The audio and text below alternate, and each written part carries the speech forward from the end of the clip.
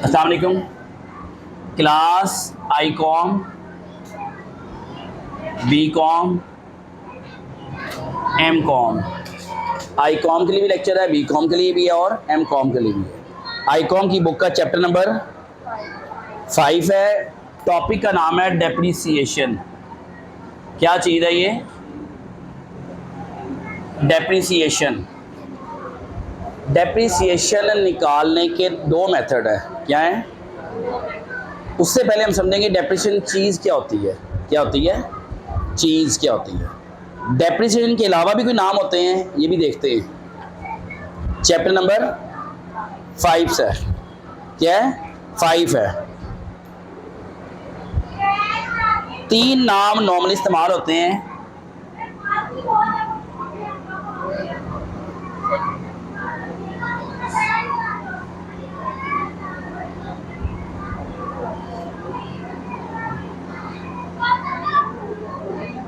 Decrease in the value of asset. Asset की value में decrease होने के 3 नाम है। क्या है? एसेट की वैल्यू की डिक्रीज होने में 3 नाम है। पहला नाम क्या है? डेप्रिसिएशन। क्या नाम है? दूसरा नाम है डेप्लीशन। तीसरा नाम है ऑब्सोलेसेंस। ऑब्सोलेसेंस। डेप्लीशन क्या चीज़ है और ऑब्सोलेसेंस क्या चीज़ है? एसेट क्या होता है? आपकी मशीनरी, आपका बाइक, आपका मोबाइल। बाइक ली, इस्तेमाल की, एक साल इस्तेमाल की, 1,90,000 रुपये की ली थी। कितने की बिकेगी? 2,10,000 रुपये की।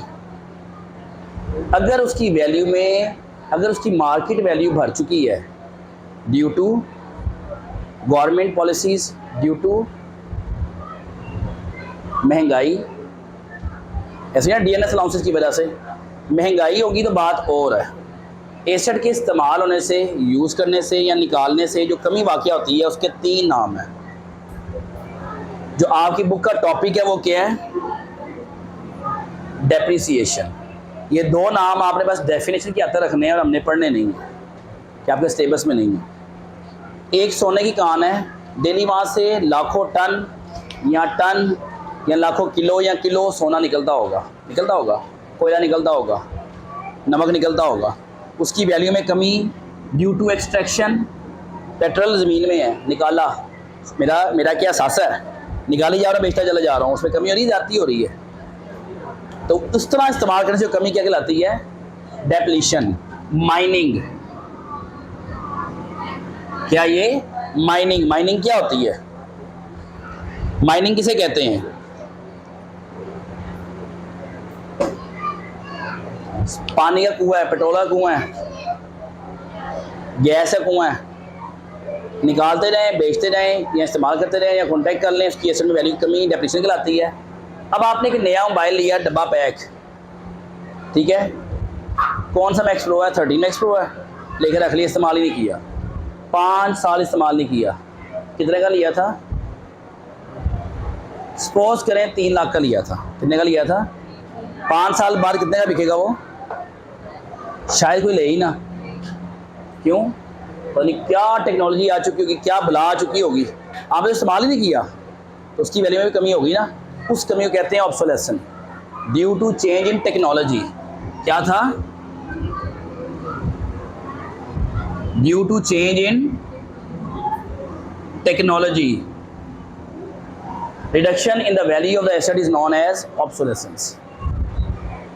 अब मैंने चीज़ इस्तेमाल की, बाइक इस्तेमाल की, उसके टायर घिसे, उसका इंजन घिसा, उसकी चीज़ें घिसी, मैं 2 जंप मारी, ठुका, ठीक है, किसी के अंदर मारी, ब्रेक तोड़ ली, हैंडल विंगा कर दिया, कुछ भी किया, उसकी इस्तेमाल से जो कमी आएगी वो क्या कहलाएगी? डेप्रिसिएशन। आज हम वो पढ़ने जा रहे हैं। समझ आ गई है? अब चैप्टर स्टार्ट रहा है depreciation. There are 2 method to find the value of the depreciation. The first one is straight line method. कौन सा मेथड है? Straight line. ये कौन सा मेथड है? Reducing balance method. रिड्यूसिंग कमी, बैलेंस उसके बैलेंस में, दिन ब दिन इस्तेमाल होके चीज़ सुबह 100 की थी, रात को 90 की होगी, कल 85 की, 80 की, हर आने वाला दिन आपकी एसेट की वैल्यू में कमी ला रहा है। क्या होगा? एक नया सोफा दुकान पे पड़ा हुआ है 9,000 रुपये का, वही सोफा घर ले इस्तेमाल नहीं किया तो 9 का कोई लेगा आपसे? आपको यार मैंने इस्तेमाल, कसमें खा को मैंने इस्तेमाल नहीं किया तो कोई भी आपसे 9 का नहीं लेगा। वही सोफा दुकान पर डेली बंदे बैठ भी रहे हैं, उठ भी रहे हैं, इस्तेमाल भी हो रहा है, वो नहीं जाएगा। समझ रहे बात को? रिड्यूसिंग बैलेंस मेथड, दूसरा नाम इसका रिटर्न डाउन वैल्यू मेथड। कौन सी वैल्यू है? रिटर्न डाउन, मतलब ग्रेजुअली उसकी वैल्यू डिक्रीज हो रही है। यहां पे एक और मेथड कौन सा है? Original value method. Original value method, original spelling ठीक है? या फिक्स्ड बेस मेथड कि एक बेस बना लिया है, हमेशा वही इस्तेमाल होनी है। डिमिनिशिंग बैलेंस मेथड,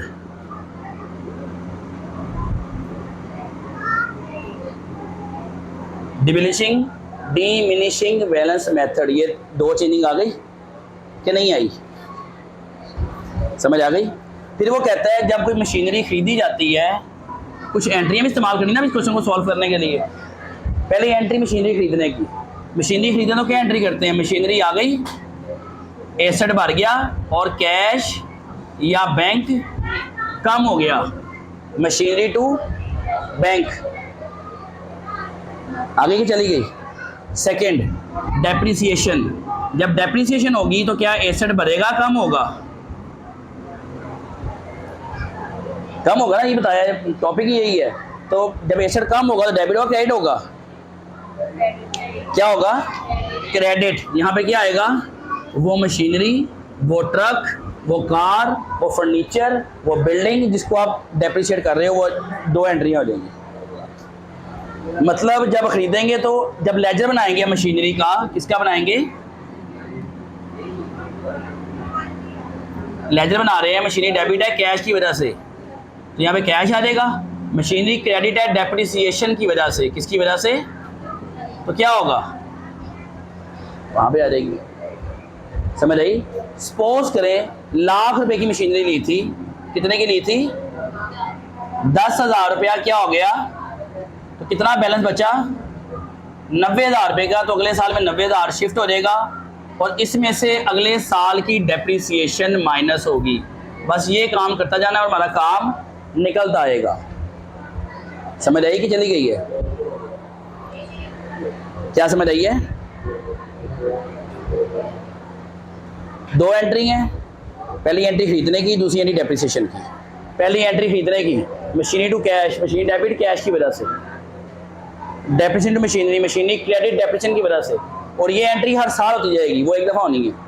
और जब बेचेंगे मशीनरी को at the end of the life of the asset, तो क्या होगा?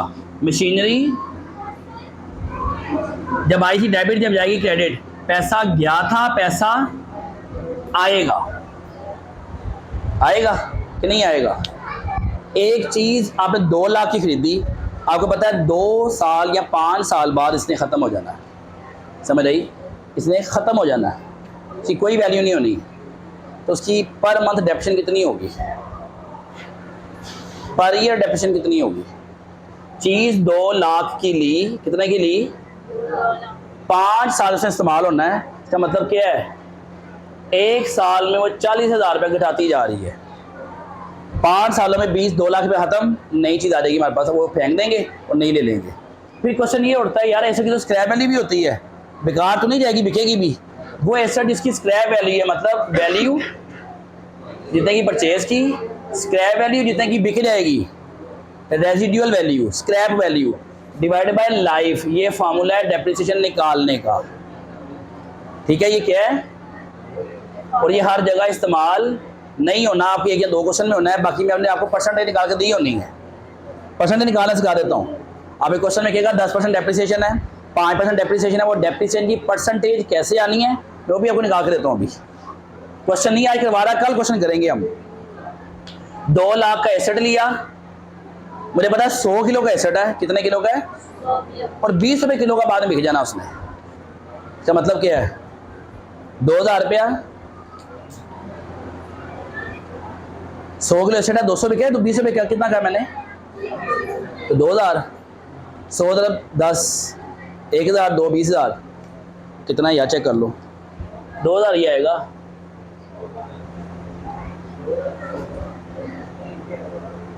₹2000, मैं इसको 20,000 कह रहा हूँ, कैलकुलेशन आसान हो जाएगी। आई कि नहीं आई? और मैंने कहा लाइफ 6 साल है इसकी, 2 लाख में से 20,000 गया, 1,80,000 रुपया चला गया, 6 पे डिवाइड किया, 30,000 रुपया 1 साल की डेप्रिसिएशन है। 30,000 रुपया यहाँ पे क्या आ जाएगा? मेथड कैसे करने हैं, क्यों कर रहे हैं, वो सब बताऊंगा कल, समझ आई? कोई भी मेथड हो, पहले साल में डेप्रिसिएशन सेम ही आएगी, किसी मेथड से भी हो, सेकंड ईयर में चेंज होगी। समझ आ गई? ये क्या निकला? डेप्रिसिएशन। ये क्या था? फॉर्मूला। अब जो परसेंटेज आपको गिवन होगी ना, आपने क्या करना है, जो आपकी डेप्रिसिएशन 1 साल की है 30,000 रुपये ऊपर, जितनी उसकी वैल्यू थी 2 लाख, नीचे मल्टीप्लाई बाय 100%, तो पर ईयर परसेंटेज निकलेगी डेप्रिसिएशन निकालने की।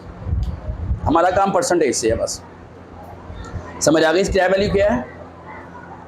जिस पे उसने बिक जाना है, लोया वेच, रद्दी वेच, 3 डब्बा वेच, छानपूड़ा वेच, है टूटी जुत्ती तो पतीसा, लोहे लहरन तो पतीसा, कैसे है ना? उन्होंने भी एक डिफाइंड वैल्यू है कि हर चीज़ की एक मार्केट वैल्यू है, उसकी एक स्क्रैप वैल्यू है, ये स्क्रैप वैल्यू, वो स्क्रैप वैल्यू है। इसको भी छोटी चीज़ ना समझो, खरबों पति लोग हैं जो स्क्रैपर्स हैं, और हम लोगों ने मजाक समझते हैं। क्यों? हमने तो हमारे घर में एक चीज़ बेकार उठा के बाहर फेंक दी, वहाँ जाके पैसे कमाती है वो चीज़ जाके। समझ आई? मेरे साथ एग्जांपल हुई, मैंने कूलर की खस्सियाँ उतारी, मैं दरवाजे के पास रखी कि मैं अभी बाइक बैठूंगा, रख के निकल जाऊँगा, कूड़े वाली आई, उसने कूड़ा उठाया दरवाजे के पास से, मेरी खस्सें भी उठाई चलेगी। बाद मैंने अपनी ही खस्सें बाहर डायरेक्ट कबाड़िए से 2,000 रुपये खरीदी वापस, उन्हें 200 की नहीं बेची होनी, 1800 का फ़ायदा ले गया उसका। भाई कहती भाई सॉरी मैंने नहीं पता थी। मैं क्या भाजी जब आप क्यों उठा रहे हैं चीज़ इसको, समझ रहे हो? स्क्रैप वैल्यू बड़ा मैटर करती है, इसमें हाल ही फार्मूला हो गया। अब आप मुझे बता सकते हैं कि डेप्रिसिएशन मैंने किस पे ली है, कि कौन सी वाली अमाउंट रिड्यूस हुई है? 2,20,000 के 1,80,000 किसने खत्म होना है? 2 लाख ने, 20,000 ने, 1,80,000 में कोई क्वेश्चन करना मैटर नहीं है। जो असल जड़ मैं बताना चाह रहा हूँ, अब उस पॉइंट पे आ गया हूँ मैं। खत्म किसने होना है? 1,80,000 ने, 2 लाख ने कि 20,000 ने? 2 लाख की अब चीज़ लाई, सुनिएगा, अब 2 लाख की अब चीज़ लाई, अब आपने नई चीज़ लेनी है। क्या लेनी है? पुरानी बेकार हो गई हुई है, नवी एम ही लेनी, फिर पुरानी ख़राब हुई है ना, या आपके मतलब की नहीं रही, या आपको मज़ा नहीं दे रही, या आपकी स्टैंडर्ड पे नहीं आ रही अब, या आपका दिल करा नहीं लेनी, तभी बेचेंगे ना उसे हम, या डेड भी हो गई है, तो जो बिकेगी वैल्यू वो क्या होगी? वो स्क्रैप वैल्यू होगी, वो तो नहीं खत्म होनी। 2 लाख में से 20,000 निकाला तो 1,80,000 रुपये जो ग्रेजुअली कम हो रहा है। 30,000 1 साल में गया, 60 2 में गया, 90 3 में गया, 1 20 4 में गया, 1.5 5 में गया, 1 6 में गया। 6 सालों में 1,80,000 खत्म हुआ, 20 खत्म नहीं हुआ। तो वो वैल्यू जो ख़त्म नहीं होती वो स्क्रैप वैल्यू है। जो ख़त्म हो जानी है, जिस पे डेप्रिसिएशन हो रही है, जो डेप्रिशिएट हो रही है, वो 180,000 है, जो उसकी वैल्यू में से कमी हो गई है। समझ रही है? कल क्या करेंगे हम? क्वेश्चंस। तो मेहरबानी होश में रहना। Thank you.